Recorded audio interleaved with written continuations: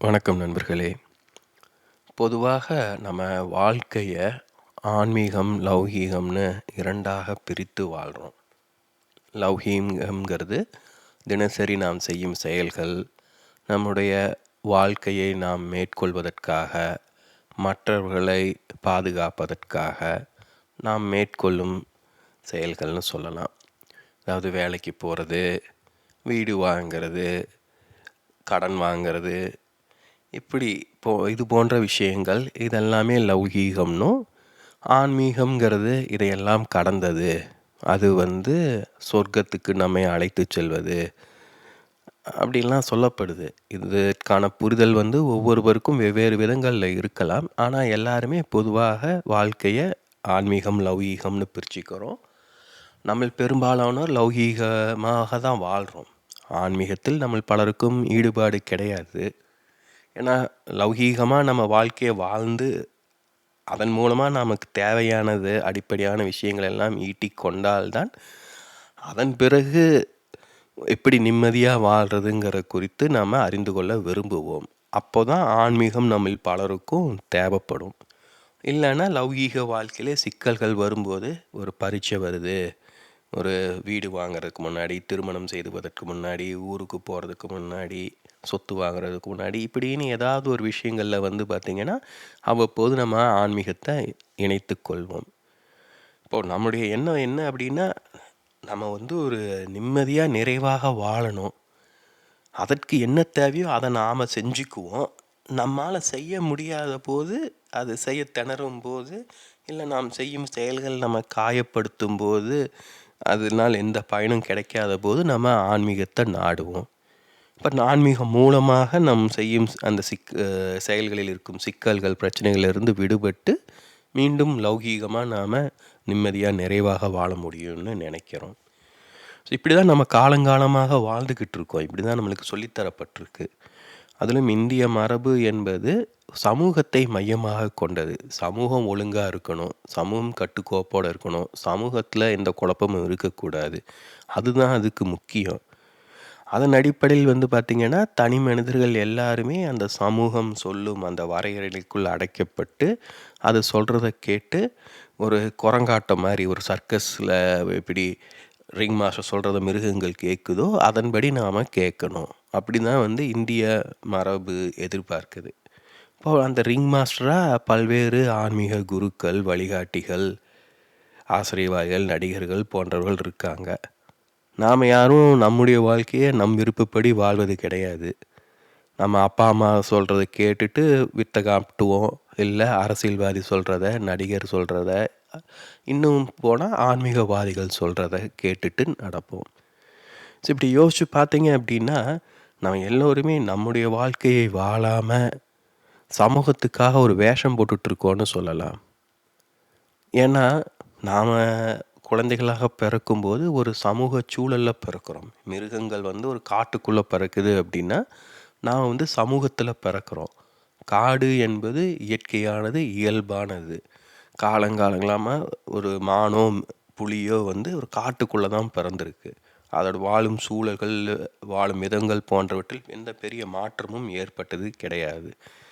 அதனால் இப்போவும் ஒரு புலியோ மானோ பிறந்துச்சுன்னா, அது ஒரு அளவுக்கு அந்த குட்டிக்கு ஒரு சில வாரங்கள், மாதங்கள் ஆனோடனே தானாக அது வாழ கற்றுக்கும். அது கற்றுக்க வேண்டிய அவசியம் நிறைய இருக்காது, தேவைகள் கிடையாது. ஏன்னா அந்த சூழலில் பெரிய மாற்றம் எதுவும் கிடையாது. அது என்ன கற்றுக்கணுங்கிறதுக்கு அது உள்ளுணர்வு மூலமாக அதுக்கு தெரியும். அதன் அடிப்படையில் அது தன்னுடைய வாழ்க்கையை அமைத்து கொள்ளும். அதனால தான் மிருகங்களின் வாழ்க்கை ஒப்பு நோக்க எளிதாக இருக்குது. ஆனால் மனிதனுடைய வாழ்க்கை அப்படிப்பட்டது கிடையாது. நம்ம சமூகத்தில் பிறக்கிறோம் அப்படிங்கும்போது, ஒரு சமூகத்தில் பல்வேறு விதமான பிரிவுகள் இருக்கும். அந்த சமூகங்கிறது பார்த்திங்கன்னா, ஒரு குடும்பத்தோட ஒரு பெரிய மேம்படுத்தப்பட்ட வடிவம்னு சொல்லலாம். இப்படி ஒரு குடும்பத்தில் அப்பா, அம்மா, குழந்தைகள், தாத்தா, பாட்டி, பெரியப்பா, சித்தப்பா, இப்படி பலரும் இருக்காங்களோ, அதே போல் ஒரு சமூகத்திலும் வெவ்வேறு விதமான மனிதர்கள் இருப்பார்கள். அப்போ ஒரு குழந்தை ஒரு குடும்பத்தில் பிறக்கும்போது அது தான் விரும்பினாலும் விரும்பாவிட்டாலும் அந்த குடும்பத்தில் என்ன சூழல் நிலவுது, அவங்க என்ன விதமான வாழ்க்கை முறையை மேற்கொள்கிறாங்க, அவங்களுடைய பண்பாடு என்ன, மொழி என்ன, அவங்களுடைய அறிவுத்திறன் என்ன, தேடல் என்ன, இதையெல்லாம் அந்த குழந்தையும் கிரகித்து கொள்ள வேண்டியதாக இருக்குது. ஏன்னா அந்த குழந்தைக்கு தான் யார் எந்த புரிதலுமே இருக்காது. மற்றவங்க சொல்கிறத கேட்டு தான் அது வாழ முடியும். ஸோ அப்போ இந்த குழந்தை பிறந்த உடனே அது அந்த சூழலை அவதானிக்க கற்றுக்கும். இது எப்படிப்பட்ட சூழல், அன்பான சூழலா, அமைதியே இல்லாத சூழலா, வறுமையான சூழலா, செல்வமான சூழலா, நல்ல மனிதர்களா, பிரியமானவர்களா, இதெல்லாம் புரிஞ்சுக்கும்.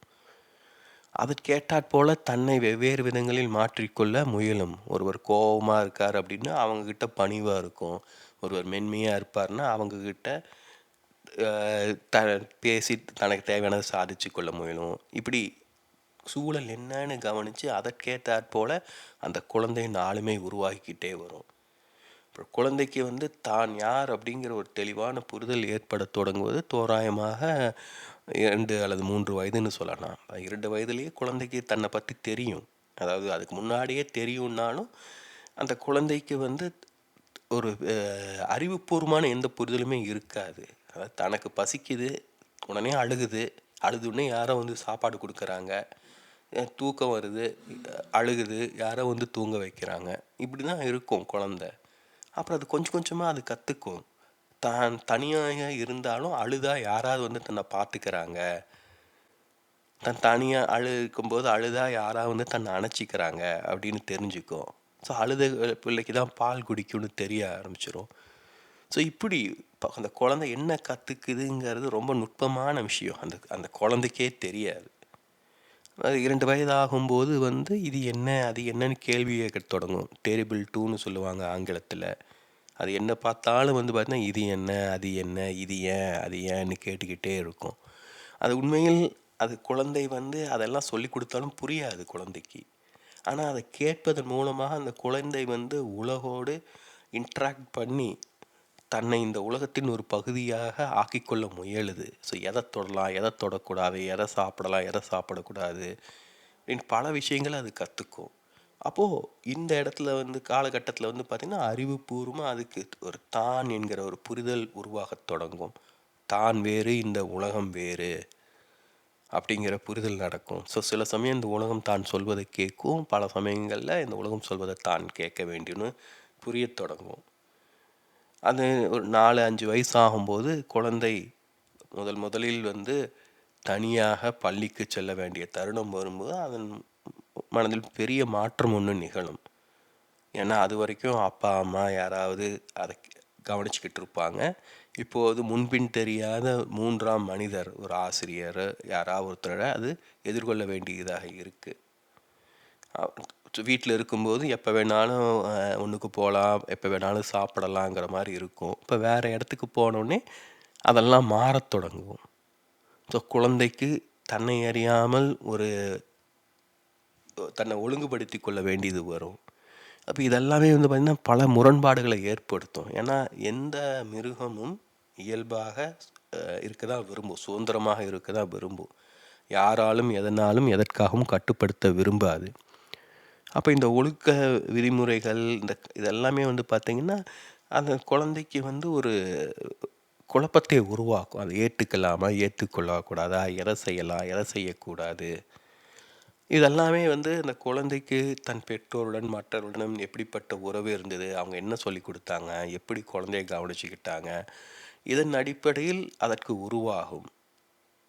அப்போது நம்முடைய ஆளுமை கிட்டத்தட்ட ஒரு 4-5 வயது ஆகும்போது அது கிட்டத்தட்ட முடிவு செய்யப்பட்டு விடுதுன்னு சொல்லலாம். ஏன்னா அந்த பள்ளிக்கு செல்லுதுன்னா அந்த அனுபவம் எப்படி இருக்கும், அது போன்ற அனுபவங்களின் அடிப்படையில் தான் அந்த குழந்தை உலகை பற்றின புரிதலை ஏற்படுத்தி கொள்ளும். உலகம் மகிழ்ச்சியானதா, துக்கமானதா, பாதுகாப்பானதா, ஆபத்தானதா, இப்படின்னு பலவற்றை புரிந்து கொள்ளும். ஆனால் இதெல்லாமே குழந்தையின் ஆழ்மனதில் உணர்ச்சிகளாகத்தான் இருக்கும். இதெல்லாமே பார்த்திங்கன்னா ஒரு நினைவுகளாக உருவாகிக்கிட்டே இருக்கும். குழந்தை பிறந்ததுலேருந்து இப்போ 5 வயசு ஸ்கூலுக்கு வரதுலேருந்து பல அனுபவங்களை அதை எதிர்கொண்டு இருக்கும், மனிதர்களை அதை எதிர்கொண்டு இருக்கும். அது எல்லாத்தையும் அதன் மூளை நினைவு வைத்து கொண்டிருக்காது. ஏன்னா அது வந்து கற்றுக்கிறதுல தான் துடிப்பாக இருக்கும். பழசையெல்லாம் ஞாபகம் வச்சுக்கிட்டு இருந்தானா வாழ முடியாது. அந்த நினைவுகள்லாம் என்ன ஆகும்னா உடலில் இறுக்கங்களாக மாறும். நோன்னு ஒரு குழந்தை சொல்லும்போது என்ன ஆகுதுன்னு பாருங்கள். நோன்னு நீங்கள் சொல்லும்போது என்ன நடக்குதுன்னு பாருங்க. உடம்பு அப்படி இறுகும், உடம்போட வடிவமே மாறும். நம்ம எஸ் ஆமாம் அப்படின்னு சொல்லும்போது நம்ம ஏற்றுக்கிற மனநிலையில் உணர்வோம். அப்போது உடலில் உணர்வதே வேறு விதமாக இருக்கும். இப்போ இதெல்லாம் எதையும் புரிஞ்சிக்காம தான் அப்படி நம்ம வாழ்ந்துட்டுருக்கோம். இப்போ நாம் யார் அப்படின்னா, நம்மளுக்குன்னு சில எண்ணங்கள் இருக்கும், சில புரிதல்கள் இருக்கும்.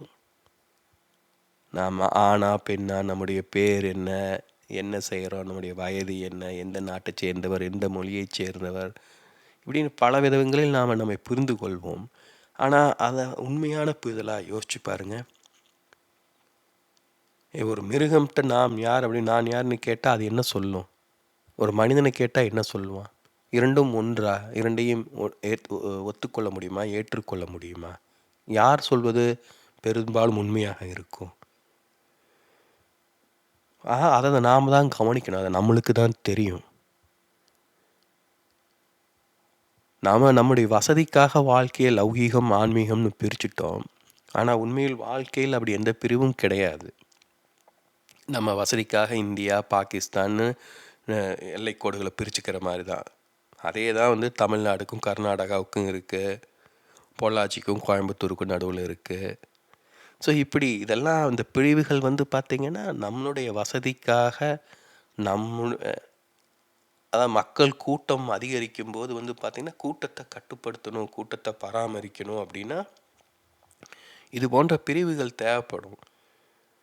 ஆண் பெண், வயதானவர் இளைஞர், ஏழை பணக்காரன், படித்தவர் படிக்காதவர், இப்படின்னு ஏதாவது பிரிவுகளை ஏற்படுத்தி தான் நம்ம புரிந்து கொள்ள முடியும்.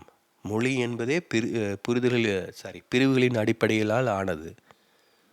நாம் உன்னை மரம்னு சொல்லும்போது மற்றவைய மரம் அல்லாத எல்லாமே வேற ஒன்றாக ஆகிடுது. அந்த சொல் வந்து ஒரு குறிப்பிட்ட பொருளை வந்து அந்த சூழலிருந்து பிரித்து காமிக்குது. ஸோ அதன் அடிப்படையில் நாம் தான் என்ன பண்ணுறோம்னா, நம்ம வந்து இந்த உலகிடமிருந்து, இயற்கையிடமிருந்து, வாழ்க்கையிடமிருந்து துண்டித்து கொள்கிறோம். எதனாலன்னா மொழியால். மொழி கூட கூட அறிவு கூட கூட நம்முடைய வாழ்க்கை வந்து இயல்பானதாக இருக்காது. இப்போ அதற்காக நாம் எதையும் கற்றுக்கொள்ள வேண்டாம், மொழியை தெரிந்து கொள்ள வேண்டாம்னு சொல்லலாமா? இன்றைக்கி பார்த்தா தமிழ்நாட்டில் அப்படி தான் பலரும் வாழ்ந்துக்கிட்டு இருக்காங்க.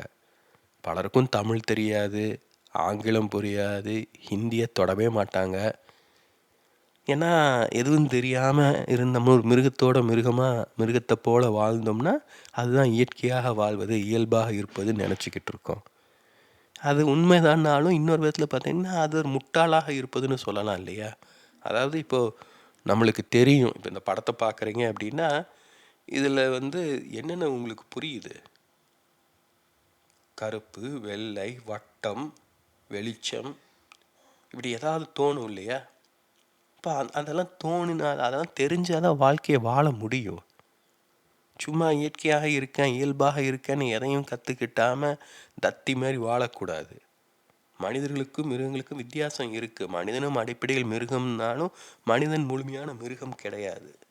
மனிதன் என்பவன் மிருகத்துக்கும் கடவுளுக்கும் இடையே இருக்கும் ஒரு பாலம் போன்றவன். நாம் சில கோபப்படும்போது, எரிச்சல் கொள்ளும்போது, நம்மை மீறி நம்முடைய கட்டுப்பாட்டு இல்லாமல் இருக்கும்போது நாம் மிருகமாக ஆகிறோம்னு சொல்லலாம். நாம் தெளிவாக, நிதானமாக, இயல்பாக இருக்கும்போது மனிதனாக இருக்கோன்னு சொல்லலாம். எதை பற்றியும் கவலைப்படாமல் ஒரு குஷியான மனநிலையில் குதூகலமாக உணரும்போது கடவுளாக இருக்கோம்னு சொல்லலாம். இப்போ நாம் எல்லோருமே வந்து பார்த்திங்கன்னா ஒரு நாளில், ஒரு வாரத்தில், ஒரு மாதத்தில், நம்முடைய வாழ்நாளில் வெவ்வேறு காலகட்டத்தில் வெவ்வேறு விதமாக நம்ம இந்த மாதிரி உணர்ந்திருப்போம். நம்ம இளமை பருவத்தில் நாம் ஒரு மிருகத்தை போல் உணர்ந்திருப்போம்னு சொல்லலாம். ஏன்னா நம்மளுக்கு அப்புறம் வாழ்க்கை குறித்த எந்த புரிதலும் இருக்காது. வாழ்க்கை குறித்த புரிதல் வரும்போதே நாம் ஒரு நிதானம் உருவாக தொடங்கும், ஒரு தெளிவு ஏற்பட தொடங்கும். அப்போ நாம் மனிதனாக மாறுறோம். ஆனால் மனிதனாக மாறுவது என்பது எளிது கிடையாது. ஏன்னா அது ஒரு தற்காலிக நிலை போன்றது தான். மனிதனாக இருக்கும்போது நாம் எப்போ வேணாலும் மிருகமாக மாறக்கூடும். எப்போ வேணால் ஒரு கடவுளுக்கு இணையாகவும் நம்மளை உயர்த்தி கொள்ளக்கூடும். நம்ம கனிவாக பிரியமாக இருந்தோம்னா நம்ம ஒரு கடவுள் தன்மையை வெளிப்படுத்துகிறோன்னு சொல்லலாம். ஸோ இப்படி நம்ம ஊசலாடிக்கிட்டே தான் இருப்போம். இதை நான் மாத்திரம் செய்ய மாட்டோம். நாம் மனிதனாக இருக்க விரும்பினாலும் மற்றவர்கள் நம்மளை இருக்க விட மாட்டாங்க. சுற்றி இருக்கிறவங்க நம்மளை கோவப்படுத்துவாங்க, எரிச்சல் வர வைப்பாங்க, ஆசை காட்டுவாங்க, சிரிப்பு மூட்டுவாங்க, அழுக வைப்பாங்க. ஸோ நிறைய நடக்கும். அப்போ இதெல்லாம் சமாளித்து இதையெல்லாம் புரிஞ்சுக்கிட்டு நாம் யாருன்னு கண்டுபிடிக்கிறது மிக முக்கியமான ஒரு விஷயம். அது எல்லோருக்கும் எளிது கிடையாது. அதனால தான் நம்ம பலரும் பார்த்திங்கன்னா ஆன்மீகவாதிகளை ஆச்சரியமாக பார்க்குறோம். ஏன்னா நம்மில் பலருக்கும் எளிய வாழ்க்கை வாழ்வதே சிரமமாக இருக்கும்போது எப்படி இவங்களால் இவ்வளவு படிக்க முடியுது, இவ்வளவு தியானம் செய்ய முடியுது, ஆசைகளிலிருந்து விடுபட முடியுது, இப்படி ஏதோ ஒன்று நம்மளால் செய்ய முடியாத யாராவது ஒருவர் செஞ்சுக்கிட்டால் நமக்குள்ளே முதல்ல ஒரு கோபமும் எரிச்சலும் உருவாகும். யாரா அவன் அப்படின்ட்டு. ஏன்னா நம்மளோட மேம்பட்ட ஒருவர், மேலான ஒருவர் நம்மளை ஒரு விதத்தில் காயப்படுத்துகிறார், இழிவுபடுத்துகிறார்னு சொல்லலாம். பார்த்தியா நான் இப்படி வாழ்கிறேன் பாரு, நீங்கள் தான் வாழ்றிய அப்படின்னு நம்ம மறைமுகமாக கேள்வி கேட்குறாரு. அதனால் ஃபஸ்ட்டு எடுத்தோடனே கோவப்படுவோம், எரிச்சல் வருவோம். யார் இவன் என்ன சொல்லிட்டான் பெருசாக அப்படின்னு நம்மளுக்கு தோணும். ஆனால் மெல்ல கவனிக்க தொடங்கும்போது நம்மளுக்குள்ளேயே ஒரு சில புரிதல்கள் உருவாகும். மெல்ல அவரை நாம் கவனிக்க தொடங்குவோம், ஏற்றுக்கொள்ள தொடங்குவோம். ஏன்னா அது இயல்பு இல்லையா? ஒரு பெரியவரை பார்க்குறோம், ஒரு நம்ம 10 வயசு குழந்த, ஒரு 40 வயசு பெரியவரை பார்க்குறோன்னா கண்டிப்பாக இன்றைய கால 10 வயது குழந்தைக்கு 40 வயது ஆளை காட்டும் நிறைய தெரிஞ்சிருக்க வாய்ப்பு உண்டு. அப்போ அதன் அடிப்படையில் பார்த்திங்கன்னா அந்த குழந்தைக்கும் ஒரு அகங்காரம் இருக்கும், ஒரு ஆளுமை இருக்கும். அப்போ அவங்க அவங்க இருவரும் ஒருவரையும் எதிர்கொள்வது எப்படி இருக்கும்னு சொல்லவே முடியாது. 40 வயது பெரியவருங்கிறவர் படிக்காத ஒரு கிராமத்து மனிதனாக இருந்து ஒரு 10 வயது குழந்தைங்கிறவர் நகரத்தில் இல்லை வெளிநாட்டிலிருந்து வந்த குழந்தையாக இருந்ததுன்னா அவர்கள் இருவரும் உரையாடி கொள்வது, தொடர்பு கொள்வதே வேறு விதமாக இருக்கும். அதே அந்த 10 வயது குழந்தை ஒரு கிராமத்து குழந்தையாக இருந்து 40 வயது மனிதர் ஒரு வெளிநாட்டிலிருந்து வந்தவராக இருந்தால் எப்படி இருக்கும் யோசிச்சு பாருங்கள். ஸோ இப்படி தான் நம்ம பல சமயங்கள் என்ன பண்ணுறோம்னா, நாம் யாருன்னு நம்மளுக்கு தெளிவாக தெரியாத போது மற்றவர்கள் யாராக தங்களை வெளிப்படுத்தி கொள்கிறாங்களோ அதன் அடிப்படையில் நம்மளை நாம் சில விதங்களில் புரிந்து கொள்வோம், வெளிப்படுத்தி கொள்வோம். கொஞ்சம் இதை நுட்பமாக நம்ம கவனிக்கணும். நாம் யாராக இருந்தாலும் நாம் தான். நம் தனியாக இருந்தாலும் சரி, கூட்டத்தில் இருந்தாலும் சரி, நண்பர்களோடு இருந்தாலும் சரி, உறவினர்களோடு இருந்தாலும் சரி, இந்தியாவில் இருந்தாலும் சரி, வெளிநாட்டில் இருந்தாலும் சரி, 10 வயசானாலும் சரி, 80 வயசானாலும் சரி, நாம தான். அப்போ அந்த நாம் என்பது என்ன? அதை நாம் கண்டுகொள்ள வேண்டும். அதற்கு லௌகீகம், ஆன்மீகங்கிற வித்தியாசமெல்லாம் கிடையாது. நாம் சில சமயம் லௌகீகமாக வாழ வேண்டியது இருக்குது, சில சமயம் ஆன்மீக கோணத்தில் வாழ வேண்டியதாக இருக்குது. ஒரு நாடுன்னு எடுத்துக்கிட்டால் நாடில் சில சமயம் அமைதி நிலவும், சில சமயம் பஞ்சம் வரும், சில சமயம் போர் நிகழும், சில சமயம் உள்நாட்டு குழப்பம் நிகழும், பொருளாதார சீர்திருத்தம் நிகழும், ஏதாவது நடந்துக்கிட்டே தான் இருக்கும். அதே போல் நமக்கும் ஏதாவது நிகழ்ந்து கொண்டே இருக்கும். அது எல்லாமே நமக்கானது. அது ஏன் நடக்குது, எப்படி நடக்குது, எதனால் நடக்குது அப்படிங்கிறது நம்மளால் புரிந்து கொள்ள முடியும், அதை கட்டுப்படுத்த முடியும். ஏன்னா நம்மை நாம் புரிந்து கொள்ளும்போது, நாம் யாருங்கிற தெளிவு உருவாகும் போது நாம் யார் இல்லைங்கிறது நம்மளுக்கு புரிய வரும். நாம் எல்லோருக்குமே நாம் யார் என்பது தெரியாவிட்டாலும் நாம் யார் அல்ல என்பது தெளிவாக தெரியும். ஸோ கொஞ்சம் கொஞ்சமாக அந்த தெளிவு கூட கூட என்ன ஆகும் அப்படின்னா, நம்ம தேவையில்லாத விஷயங்களில் ஈடுபட மாட்டோம், அனாவசியமான செயல்களை செய்ய மாட்டோம். ஸோ இதன் மூலமாகவே வாழ்க்கை மெல்ல ஒரு கட்டுக்குள் வந்துவிடும் தானாக. ஸோ அப்போ நாம் புரிந்து கொள்ள வேண்டியது நாம் யார் என்பதை. இப்போ அதற்கு தான் பல்வேறு ஆன்மீக வழிமுறைகள் வெவ்வேறு விதங்களை சொல்லுது. தியானம் செய்கிறது, தமம் செய்கிறது, பூஜை செய்கிறது, கோவிலுக்கு போவது, தீர்த்த யாத்திரை மேற்கொள்வது, புனித தலங்களுக்கு சென்று குளிப்பது, நிறைய சொல்லலாம். இதை எல்லாமே பார்த்திங்கன்னா காலங்காலமாக ஒரு மதம் என்ற பெயரில் முறைப்படுத்தி வழிகாட்ட முயன்று கொண்டே இருந்திருக்காங்க. ஆனால் இன்று மதம்ங்கிறது ஒரு சிறை போல ஆகிவிட்டது. தனி மனிதனுக்கு உண்மையில் மதம் தேவை கிடையாது. தான் யார் என்று தெரியாத ஒருவனுக்கு தான் மதம் தேவை. ஏன்னா மதம் மூலமாக தான் இந்த மதத்தைச் சேர்ந்தவன், இந்த கடவுளை கும்பிடுபவன், இந்த செயல்களை செய்பவன், இந்த உணவை சாப்பிடுபவன் அப்படிங்கிற ஒரு அடையாளத்தை ஏற்படுத்தி கொள்கிறோம். அப்போது நம்மளைப் போல அதே போன்ற அடையாளங்களை கொண்டவர்கள் பிறரோடு இணைந்து நாம் ஒரு பாதுகாப்பாக உணர முயல்கிறோம்.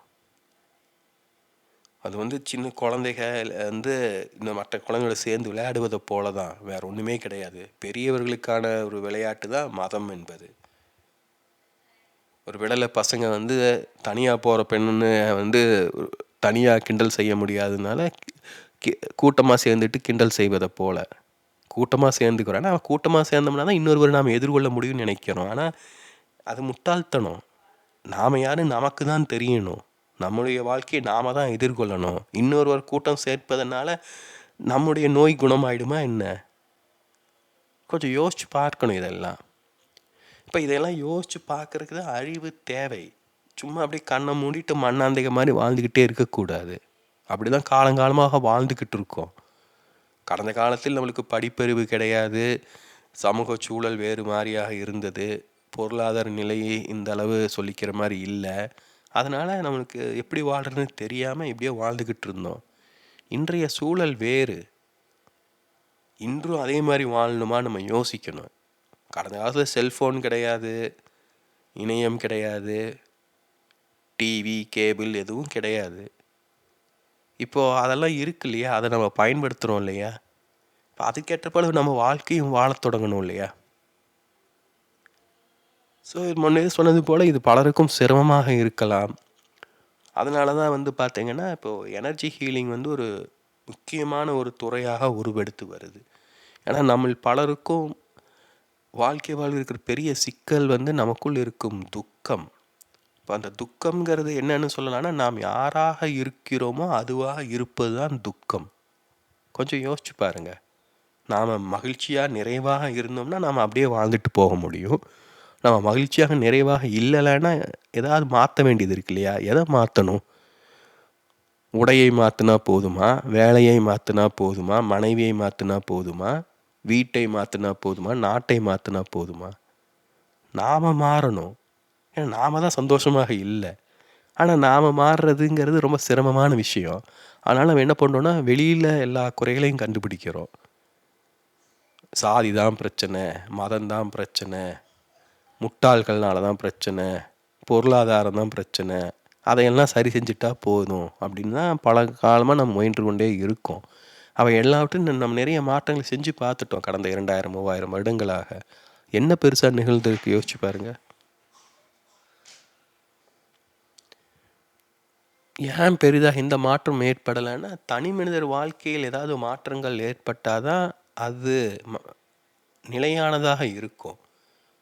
சும்மா நம்ம வீட்டை மாற்றலாம், ஆனால் வீட்டில் வாழ்கிற மனிதர்களின் மனோபாவம் எப்படி இருக்கும் யோசிச்சு பாருங்கள்.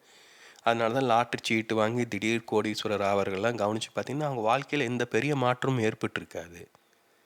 ஒரு 8ஆம் வகுப்பு படித்த பையனுக்கு ஒரு கோடிக்கணக்கான ரூபா கிடச்சிருச்சுன்னா அவன் பிஹெச்டி படித்தவனா மாறிடுவானா என்ன? ஸோ இதெல்லாம் நம்ம தான் கவனிக்கணும்.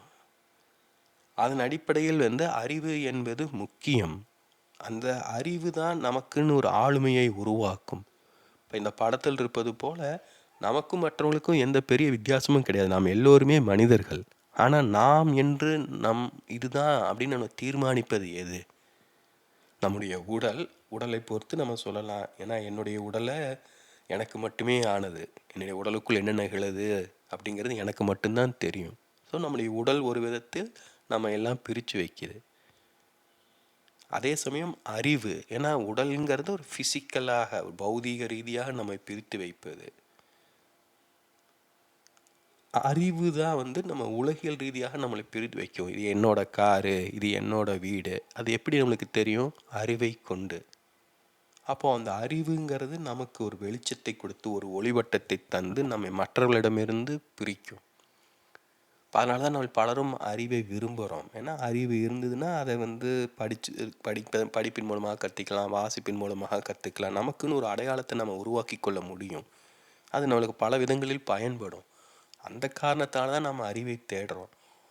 யோசிச்சு பாருங்க, அறிவுனாலும் நம்ம எந்த விதமான அறிவை நாம் விரும்புகிறோம்? ஷேர் மார்க்கெட் குறித்த அறிவு, அரசியல் குறித்த அறிவு, சினிமா, விளையாட்டு, இதையெல்லாம் நம்ம தெரிஞ்சுக்கிறோம். நம்ம குறித்து நம்மளுக்கு என்ன தெரியும்? அதுதான் உண்மையான அறிவு. அதன் மூலமாக நமக்குன்னு ஒரு ஆளுமையை, அடையாளத்தை நாம் உருவாக்கி கொள்ள முடியும். அப்போ அந்த அந்த அந்த அறிவை ஈட்டிக்கொள்வதற்கு தடையாக இருப்பது என்னன்னா, நம்மை குறித்து நாம் கொண்டிருக்கும் எண்ணங்கள், நம்பிக்கைகள் போன்றவை. இப்போ நாம் யாரு அப்படின்னு நம்மளுக்கு தெளிவாக தெரியும்னு நினச்சிட்டு இருந்தோம்னா, நாம் யாருன்னு தெரிந்து கொள்ளவே நாம் விரும்ப மாட்டோம். நம்ம எல்லோருமே அந்த நிலையில தான் இருக்கோம். நமக்கு தெரியும், நம்ம நினைக்கிறோம் நமக்கு எல்லாமே தெரியும், எதுவுமே தேவையில்லைன்னு நினச்சிக்கிட்டு இருக்கோம். ஸோ இதையெல்லாம் கவனிக்கணும். இந்த இடத்துல வந்து எனர்ஜி ஹீலிங் எந்த விதத்தில் பயன்படும்னா, அது நமக்குள் இருக்கும் இந்த எண்ணங்கள், புரிதல்கள் போன்றவற்றை மாற்றி அமைக்க உதவும். இப்போ இந்த சொற்களை கேட்கும்போது உங்களுக்குள்ள ஒரு தெளிவு உருவாகும். ஏன்னா மனம் குழம்பி கிடக்கு, என்ன ஏதுன்னு தெளிவில்லாமல் இருக்குது. பொதுவாக நாமளாக சிந்தித்து கேள்வி கேட்டு ஒரு புரிதலை உருவாக்கி கொள்வோம். அது நிகழாத போது, அது நிகழ வாய்ப்பு இல்லாத போது, இது போல் கேட்டாலே நம்மளுக்கு பல புரிதல்கள் உருவாகும். அதன் மூலமாக பல திறப்புகள் கிடைக்கும். அதன் மூலமாக நமக்கு என்று ஒரு ஆளுமையை நாம் உருவாக்கி கொள்ள முடியும். இதை வெவ்வேறு மரபுகள், பண்பாடுகள் வெவ்வேறு விதங்களில் விளக்க கற்றுத்தர முயன்று கொண்டிருக்கின்றன. அதில் ஒன்று வந்து தொன்மங்கள்ங்கிறது. நம்முடைய மரபில் ராமர் என்பவர் எவ்வளோ ஒரு முக்கியமான கடவுள்னு நம்மளுக்கு தெரியும். இப்போ இந்த படம் வந்து ராமாயணத்தில் வரும் அந்த மாய மானை குறித்த ஒரு படம். ராவணன் வந்து சீதையை கவர்ந்து செல்ல விரும்பினா, அப்போது வந்து தன்னுடைய மாமனான மாரீசன் என்பவன் உதவியை நாடினான். அந்த மாரீசன் வந்து ஒரு பொன் மானாக வந்தான். அப்போது ராமன் உடன் இல்லை. சீதையை வந்து தன் தம்பி லட்சுமணன் பாதுகாப்பில் விட்டுட்டு சென்றிருந்தான். அப்போ சீதை வந்து அந்த பொன் மானால் கவரப்படுறா. அதை பிடிச்சி தரும்படி லட்சுமணனை கேட்குறா. லட்சுமணன் அதற்கு மறுப்பு சொல்லும்போது அவனை தகாத வார்த்தைகளால் பேசுகிறா. இப்போது நீ வந்து உங்கள் அண்ணன் இல்லாத போது என்னை அடையலாம்ங்கிற நோக்கத்தில் தானே இருக்க அப்படின்னுலாம் கேட்குறா. ஸோ இது வந்து ஒரு சுவாரஸ்யமான ஒரு நிகழ்வுன்னு நான் சொல்லுவேன். ஏன்னா ராமன் என்பவன் நம்முடைய ஆளுமைன்னு எடுத்துக்கோங்க.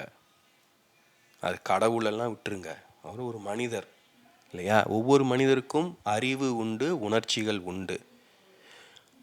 ஸோ உணர்ச்சிகள் வந்து எதை வேணாலும் விரும்பலாம். ஒரு வீடு ஆசைப்படலாம், ஒரு ஐஸ்கிரீம் சாப்பிடணும்னு ஆசைப்படலாம், ஒரு பிரியாணி சாப்பிடணும்னு ஆசைப்படலாம், ஒரு வெளிநாட்டு பயணம் போகணும்னு ஆசைப்படலாம். அது எதையாவது ஆசைப்பட்டுக்கிட்டே தான் இருக்கும். ஏன்னா அது உள்ளுக்குள் நிறைவில்லாமல் இருக்குது. அந்த நிறைவை எப்படியாவது பூர்த்தி செய்ய முயற்சிக்குது. அந்த தானாக அதை நிறைவேற்றி கொள்ள முடியாது. உணர்ச்சிகளுக்கு அந்த திறன் கிடையாது. அப்போ அறிவின் துணை வேண்டும். அந்த உணர்ச்சிகரமாக நம்ம எதை விரும்புகிறோமோ அதை வந்து அறிவை கொண்டு நாம் ஈட்டிக்கொள்ள முயலணும். அப்போ அதுதான் ஒரு உண்மையான ஆளுமை திறன். இப்போ மிருகங்கள் எடுத்துட்டோம்னா, மிருகங்கள் உணர்ச்சிகரமாக இயங்குவது, அதை உடனே தனக்கு தேவையானதை தனக்கு விருப்பப்படி அது அடைய முயற்சிக்கும். ஆனால் மனிதன் என்பவன் சிந்தித்து செயல்படணும், இது தேவையா தேவையில்லையா அப்படின்ட்டு. ஆனால் அதற்கு ஒரு முழுமையான ஆளுமை திறன் இருக்கணும். அது இல்லாத போது இந்த குழப்பம் உருவாகும். உணர்ச்சி ஒன்றை விரும்பும், அதை கட்டுப்படுத்தும், அதை கையாளும் திறன் அறிவுக்கு இல்லாமல் போகும். ஏன்னா இங்கே வந்து சீதையும் லட்சுமணனுக்கும் உறவு என்பது கிடையாது இல்லையா? இப்போ அந்த இடத்துல ராமன் இருந்தால் வேற வாய் மூடிட்டுன்னு சொல்லியிருக்க முடியும். இப்போ லட்சுமணனால் அப்படி சொல்ல முடியாது. இப்போ அறிவுக்கு வந்து உணர்ச்சியின் மீது கட்டுப்பாடு இல்லை. அப்போது உணர்ச்சிகரமாக நாம் இயங்கணும்னா சீதைக்கு என்ன நடந்ததோ அதுதான் நம்மளுக்கும் நடக்கும். இப்போ இதை நாம் புரிஞ்சிக்கணும். ஸோ இப்படி தான் நம்ம வாழ்க்கையை புரிந்து கொள்ள வேண்டும், தொன்மங்களை புரிந்து கொள்ள வேண்டும், கதைகளை புரிந்து கொள்ள வேண்டும். எப்படி புரிந்து கொள்கிறோமோ அதன் அடிப்படையில் நம்முடைய வாழ்க்கை மாறும். இன்னும் விரிவாக பேசலாம், ஆனால் நான் இதை இப்போவே பதிவு செய்வதற்கு காரணம் என்ன அப்படின்னா, இது ரொம்ப நுட்பமான விஷயம். நம்ம பலரும் உணர்ச்சிகளை விரும்புவோம், இல்லை அறிவை விரும்புவோம். ஏதோ ஒன்றை தான் நாம் கையாள முயற்சிப்போம். ஏன்னா இரண்டையும் கையாளுவது எளிது கிடையாது. பெண்கள் என்பது பொதுவாக உணர்ச்சியின் வடிவமாக கருதப்படுகிறார்கள். ஆண்கள் என்பவர்கள் அறிவின் வடிவமாக கருதப்படுகிறார்கள். அது உண்மையா? அது சரியா? எந்த அளவு உண்மை? அது தனி மனிதரான நம்மளுக்கு எந்த அளவு பொருந்தும்? இதையெல்லாம் யோசித்து அதன் அடிப்படையில் நம்முடைய வாழ்க்கையை புரிந்து கொள்ளணும். ஏன்னா இப்போ எனர்ஜி ஹீலிங்னாலும் சொல்லும்போது சிலருக்கு அது இயல்பாகவே ஏற்றுக்கொள்ள தோணும். சிலருக்கு அதை குறித்து ஒரு எரிச்சல் இல்லை சந்தேகம் ஏதாவது ஏற்படும். அப்போ ஒரு சிலர் அது உணர்ச்சி மூலமாக அணுக விரும்புகிறோம். இன்னொருத்தர் அறிவின் மூலமாக அதை அணுக விரும்புகிறோம். உண்மையில் இரண்டுமே சரி கிடையாது. இரண்டுமே நம்மளுக்கு தேவை. அப்போ நாம் எப்படி இருக்கோம், நம்முடைய உணர்ச்சிகளை அறிவை எப்படி நாம் கையாளுறோன்னு கவனிக்கணும். இன்னும் விரிவாக பேசலாம். பட் இந்த அடிப்படை புரிதல்களை நீங்கள் தெளிவுபடுத்தி கொண்டால் நாம் தொடர்ந்து பேசும்போது இன்னும் உதவியாக இருக்கும். சுயமே சொல்வது போல, நம் வாழ்க்கை நம் தேர்வு, நம் வாழ்க்கை நம் பொறுப்பு.